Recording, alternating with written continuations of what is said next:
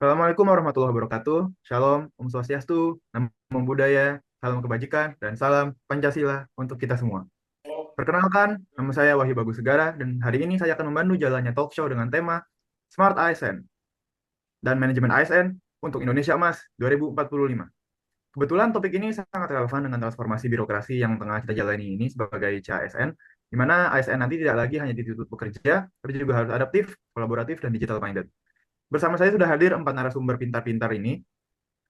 Kita mulai saja dari narasumber pertama. Silahkan waktu dan tempat dipersilahkan, Mbak Naya. Oke, makasih Gara untuk waktu dan kesempatannya. Halo teman-teman semua. Halo. Sekarang, Halo. sekarang aku mau sharing nih tentang pengalaman pembuatan paspor, lebih tepatnya perpanjangan paspor ya. Jadi, Direktorat Jenderal Imigrasi ini telah menerapkan yang namanya Smart Governance, di mana mereka mengeluarkan suatu aplikasi yang namanya itu M-Paspor. Jadi, bikin paspor ini makin mudah dengan M-Paspor ya. Kenapa ini bisa berhasil gitu ya? Karena keuntungannya dalam menggunakan M-Paspor sendiri ini, kita nggak perlu apa ya antri gitu untuk datang ke imigrasi. Yang pertama kita nggak perlu antri, terus habis itu kita bisa juga pilih jadwal sendiri, bisa reschedule satu kali, dan juga untuk pengambilan paspornya itu lebih cepat sekarang karena berdasarkan pengalamanku di 2023 itu aku ngambil paspornya itu cuman istilahnya kayak nggak ada 20 menit itu udah jadi gitu. Kita tinggal submit aja bahwa kita pernah membuat kita dapat form gitu ya. Terus kita dapat form, kita ajukan, terus kita dapat deh paspor kita di tangan kayak gitu. Terus juga untuk kalau misalkan kita lihat di Play Store, aplikasi ini tuh udah dapat rating yang bagus teman-teman. Jadi ini bisa dilihat kalau misalkan respon dari masyarakat itu sangat baik.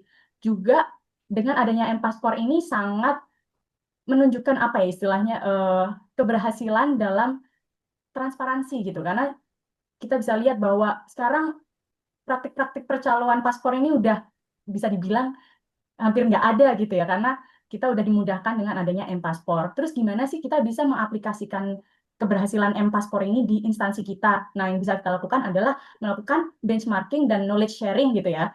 Misalkan kita Direktorat Jenderal Imigrasi itu bisa didatengin sama kita nih, instansi lain bisa mengadakan studi tiru ke Direktorat Jenderal Imigrasi atau juga bisa mengundang narasumber dari pengembang aplikasi M-Paspor. Selain itu, yang bisa kita lakukan juga melakukan standarisasi pelayanan digital nasional gitu. Jadi misalkan Kemenkumham RI itu melalui regulasinya bisa menerapkan atau membuat kebijakan yang mewajibkan kita untuk menyusun roadmap transformasi layanan digital seperti M-Paspor. Kayak gitu sih Gara untuk sharing session dari aku. Keren juga ya. Berarti emang benar-benar sudah terdigitalisasi dari awal Benar, benar akhir. banget. Itu cuma perlu datang ke kantor untuk ngambil ya. Siap. Oke, baik. Terima kasih Mbak Naya. Kita mungkin lanjut saja ya ke narasumber kedua kita. Silahkan waktu dan tempat dipersilahkan Kak Sabrina. Oke, terima kasih banyak Mas Gara. Di sini aku juga mau curhat ya pengalaman aku selama menjadi anak rantau. Jadi aku itu datang dari luar Jakarta, aku datang dari Malang. Nah, saat aku datang ke Jakarta tuh aku bingung kalau misalnya mau naik transportasi itu gimana. Untungnya ada aplikasi Jaklingko ini. Aplikasi Jaklingko ini dibuat oleh Pemprov DKI Jakarta, di mana Jaklingko ini adalah sebuah sistem yang terintegrasi antara transportasi publik di wilayah Jabodetabek, baik itu Transjakarta, MRT, LRT, bahkan di sini kalian bisa lihat ya ada Grab juga dengan sistem pembayaran yang digital. Nah, aplikasi Jaklingko ini tuh nggak hanya mengintegrasikan transportasi publik, tapi juga menunjukkan informasi rute, jadwal, bahkan tarif yang harus kita bayar. Jadi sangat memudahkan buat aku sebagai anak rantau yang baru pertama kali ke Jakarta. Nah, menurutku kenapa sih aplikasi Jaklingko ini bisa berhasil? Yang pertama adalah karena digitalisasi dan integrasi sistemnya. Jadi sistemnya di Jaklingko itu satu kartu dan satu aplikasi, tapi bisa terkoneksi ke semua transportasi publik. Jadi mengurangi tumpang tindih dan inefisiensi. Terus yang kedua adalah kolaborasi lintas instansi. Jadi aplikasi Jaklingko ini itu merupakan kolaborasi antara Pemprov DKI Jakarta, terus juga dengan BUMD yang mengurus Transjakarta dan juga operator swasta. Terus yang ketiga adalah Jaklingko ini merupakan suatu inovasi dan respon dari Pemprov DKI Jakarta yang sangat melayani kebutuhan warga gitu karena kita bisa langsung melacak transportasinya secara real time, terus kita juga tahu estimasi waktu tempuhnya gimana, dan juga kita bisa bayar secara digital juga gitu. Terus gimana sih aplikasi Jaklingko ini bisa diimplementasikan ke unit kita atau instansi kita gitu ya. Yang pertama adalah model interkoneksi layanan publik. Jadi di sini kan memang terlihat kalau Jaklingko itu kan mengintegrasikan sistem integrasi lintas moda. Nah, itu kita bisa juga tuh mungkin layanan-layanan yang ada di instansi kita itu diintegrasikan satu sama lain. Terus yang kedua yang paling penting adalah pelatihan ASN dalam smart city dan juga smart mobility. Jadi ASN itu untuk mendukung smart governance juga harus dibekali literasi teknologi, terus juga data analitik transportasi dan juga UX layanan digital. Kalau dari aku sih segitu sih Kak Gara. Wah, keren banget Kak Saf. Jadi emang bener sih digitalisasi yang fungsinya mempermudah masyarakat mengakses transportasi umum itu sangat diperlukan di Jakarta ya, mengingat sudah makin padat dan macet. Nah, ngomongin macet kan hal-hal negatif nih ya. Mungkin sekarang kita mulai masuk ke bad practice. Apa sih yang harusnya kita hindari di praktis sebagai ASN? Baik. Mungkin saya bisa mulai ke narasumber berikutnya, Mas Marcel, waktu dan tempat dipersilakan. Oke, siap. Terima kasih Mas Gara. Nah, di sini aku mau sharing nih rekan-rekan semua. Pasti rekan-rekan semua ingat ya waktu kemarin kita daftar CPNS tuh sempat ada huru-hara.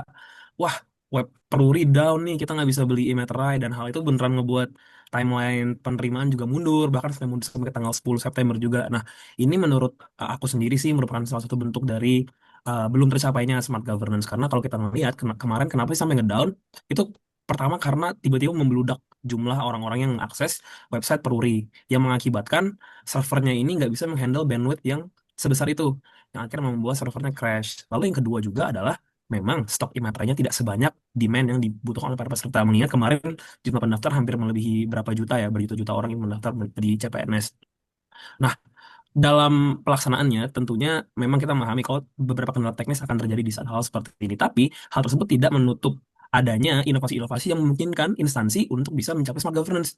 Misalnya adalah bagaimana harusnya di situasi tersebut mungkin Peruri bisa meningkatkan kerangka digitalnya seperti mengubah server menjadi server cloud yang bisa lebih mengadaptasikan diri dengan melihat besarnya bandwidth yang ada.